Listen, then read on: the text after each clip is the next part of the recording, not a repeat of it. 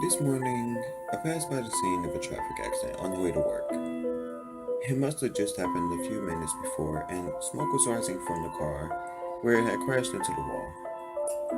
The car was in terrible condition. The person who was driving must have been going very fast because when it hit the wall, it crumbled up like a crushed tin can. I heard a voice, and through the smoke, I could make out a woman's face, squished between the shattered windshield and the steering wheel. She had some minor cuts and bruises, but other than that, she looked uninjured. I ran over to her and asked if she was okay.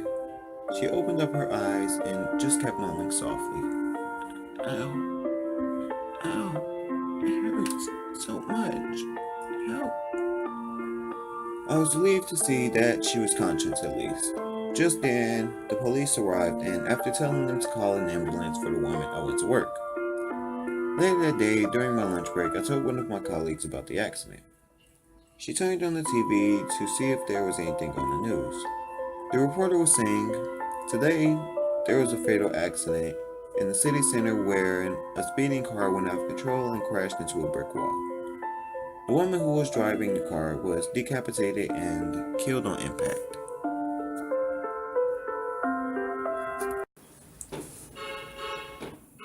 A little girl stood in the doorway to her mother's room and rubbed her eyes. "Mom," she said, "the Easter Bunny is in my bedroom and he's eating my candy." "Don't be silly," the mother replied. "The Easter Bunny gives candy to children. He doesn't eat candy. Go back to sleep." "I can't go to sleep," the girl said. "The Easter Bunny is eating candy." She sounded as if she was about to cry. Her mother sat up in bed and said, "Just go back to sleep, please. It's not even Easter yet." The child sighed.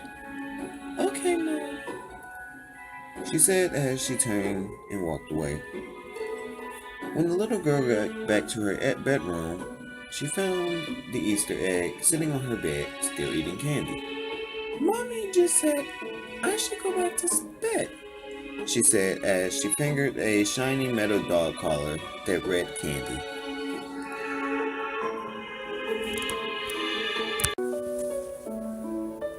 One night, while I was staying at a friend's house, I had a terrible dream in which I was confined in a small, narrow place. I was in complete darkness and couldn't see a thing. The space was so cramped that I couldn't even move my arms and legs. The strangest thing was that I was aware I was in a dream.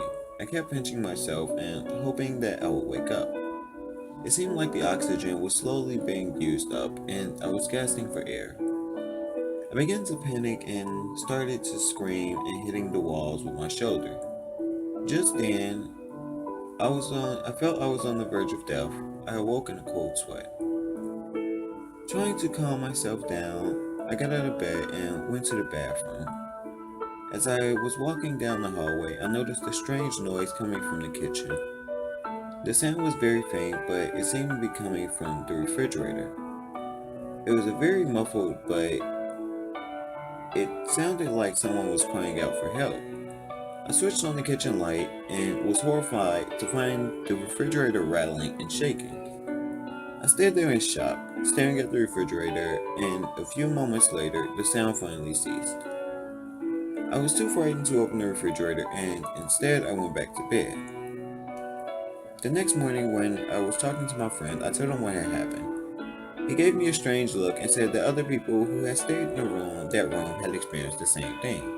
Even now, there are times when I wonder what I would have found that night if I had been brave enough to open the refrigerator.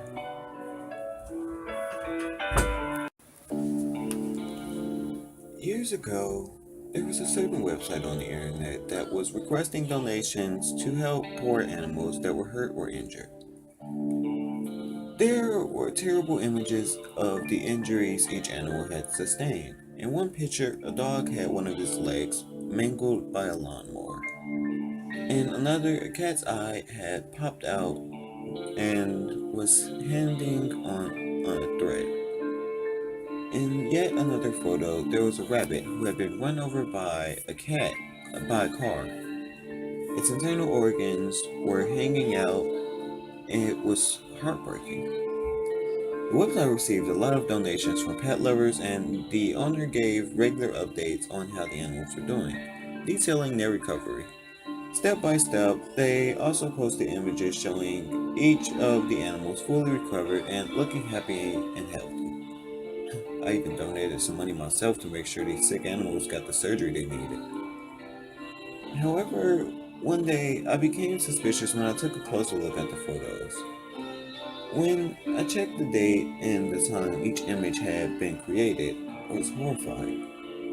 The picture in which each animal was completely cured had been created prior to the picture in which they were lying in an injured state. I immediately contacted the police and the owner of the website was arrested. One night, a woman was sitting in the kitchen reading the newspaper. When she looked up, she saw her 6-year-old son coming down the stairs, dressed in his pajamas. "Something wrong here?" she asked. "I had a nightmare," the boy replied. "Well, you're safe now. I I dreamed I was in bed and I heard a sound that in Daddy's bedroom. When I looked in the door, I saw these big black things with white eyes. They came out of the closet and they attacked Daddy." "Don't worry," said the mother in a soothing voice. She hugged her son close. "That was just a dream. It didn't really happen." The boy continued. "They ripped him up into pieces and then they ate all the pieces, and when they were done, they licked up all the blood off the floor. I thought if I ran away fast enough, they wouldn't catch me. But they did, and they were going to eat me too, but then they stopped. And they said they wouldn't eat me if I promised to..." "What?" asked Mother. "Promise to..." "Come on, you can tell me anything." "Promise to what?" "Promise to distract you while they creeped up behind you." "I'm sorry, Mommy." The woman heard a floorboard creak behind her, and the hair on the back of her neck stood on end.